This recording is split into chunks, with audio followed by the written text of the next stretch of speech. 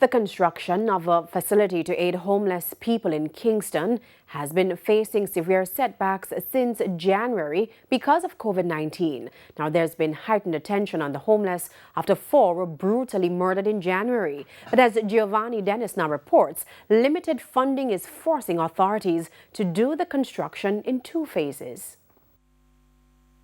A symbol of hope for the homeless in downtown Kingston. This is the design for a transitional facility for homeless people in the capital. This was the empty lot in January. This is the progress on the construction 2 months later in March. We have started construction of the facility here. It should have a male quarters and a female dorm, and also dining area, sections for medical personnel, and it is scheduled to be completed sometime towards the end of June. There has been increased focus on help for the homeless after the carnage on January 25 when 6 homeless people were attacked across the capital. 4 died.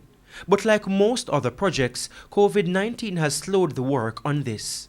It was supposed to be one project, but as a result of the decline in revenues arising out of the COVID pandemic, we have decided to phase the project so that we can start the project. Of the roughly 2,000 homeless people across Jamaica, a quarter, or roughly 500, linger in downtown Kingston.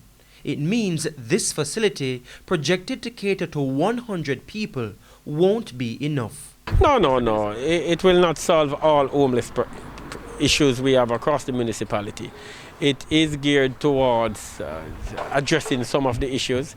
The principal issue here would be providing a place for members of the homeless population, at least some of them, to reside. It would also assist us in terms of providing meals. So it would provide a facility. It would now become a facility where we could provide meals on a daily basis. But even as authorities work on this temporary solution for 1 in 5 homeless persons in downtown Kingston, the permanence of hunger and abuse still dog the homeless.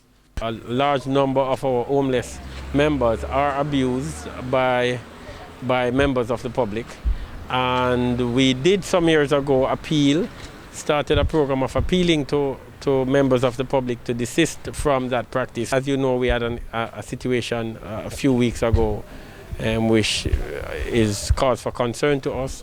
Giovanni Dennis, TVJ News.